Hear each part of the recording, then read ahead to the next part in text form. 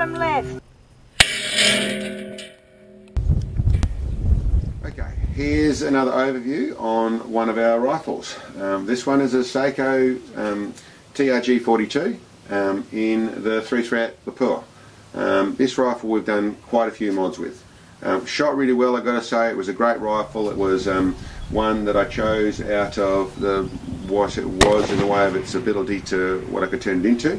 And we went through a process of carefully working with it to turn it into what it is now. Bottom left. And I wouldn't say that one out of the box isn't still a very good rifle, but I've made some changes to suit what I want it to be. Being the TRG, they have a very nice strong action. This deals with pretty staunch loads without any issues whatsoever. They come factory with a 1 in 10 twist barrel. I think it's 27 3/8 inches long, that neck of the woods.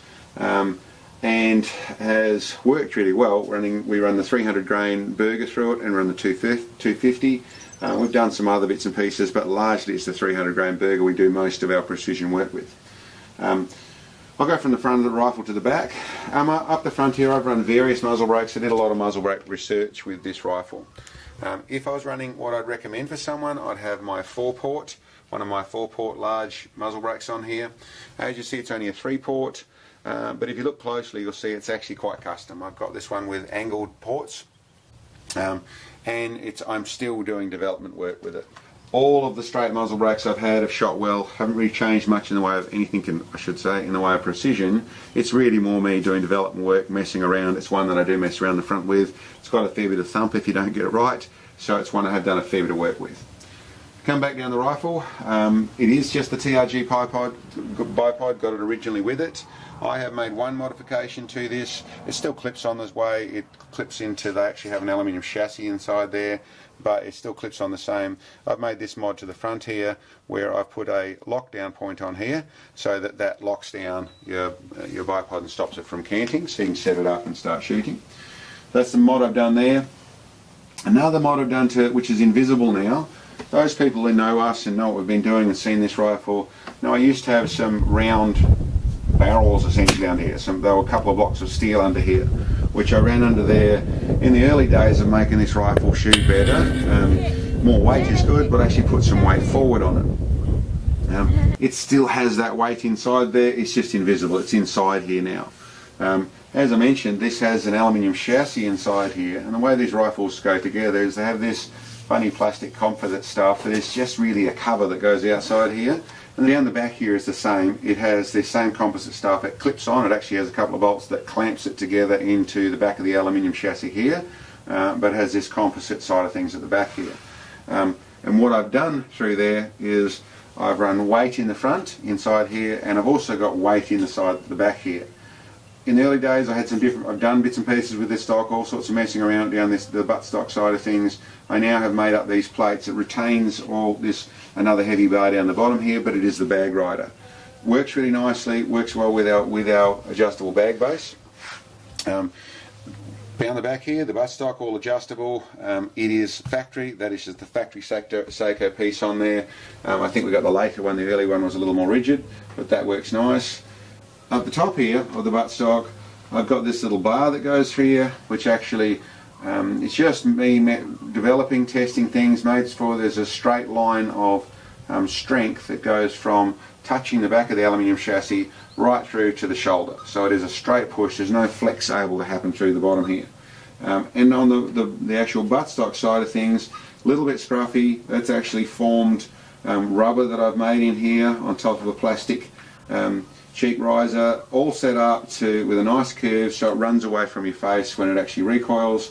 And another thing I've done a lot of messing with, it's probably not as neat and tidy as it could be, works really well. I have stopped messing with it at that stage. That's the rifle. On top of it, we have fairly simple here. This is actually a custom 60 MOA rail that I have it sitting on. This one did have the cold shot on it, bits and pieces messing around. I've been through with that. I'm not using that anymore.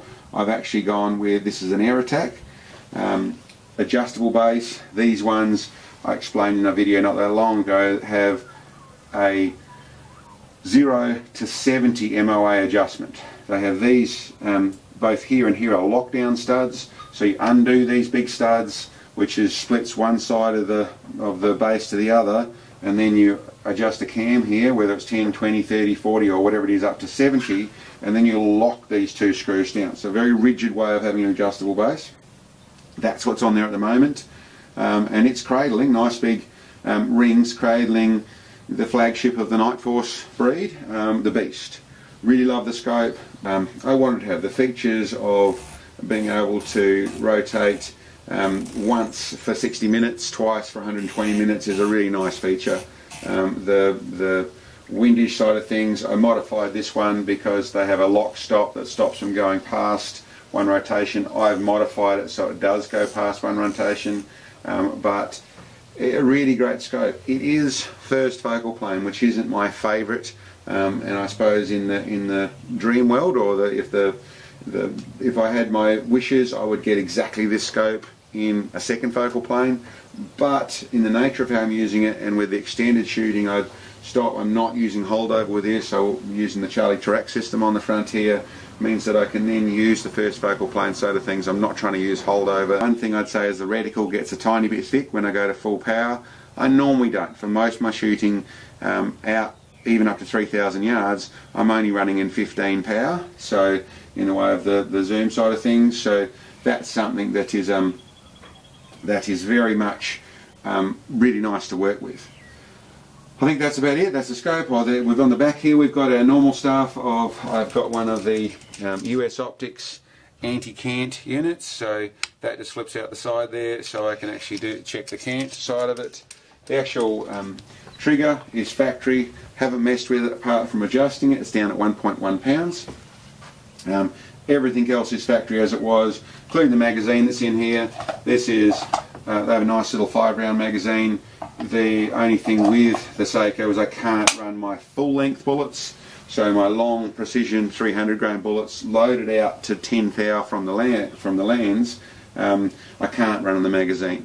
In truth, people ask that quite regularly, why don't you magazine load? There's a little bit of that, but with good brass and with good bullets, and not wanting the tip of the bullet to run up the loading ramp and that sort of stuff, I prefer to single load. And in a single loading, or sorry, in an ELR shot where you're waiting 3, 4, 5, 6, 7, 8, 9, 10 seconds for bullets to land, you've got heaps of time, you're not trying to rush on that sort of score. I find it nice and methodical, and looking after brass, protecting the tip of the bullet, everything is working very nicely there.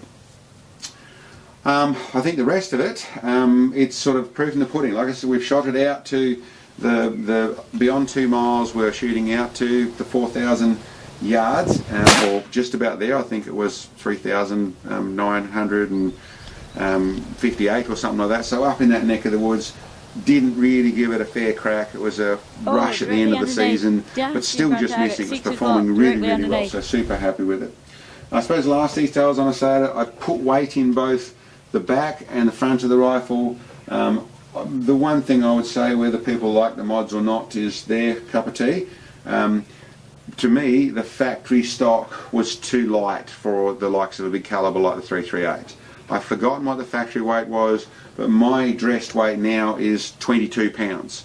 So it's not a super heavy rifle, but it's not a hunter either. It's not a drag around the time. It is a proper prone position ELR rifle, and it has performed really well for it. It's a great rifle, love it. Yeah, and that's an overview of our Sako TRG.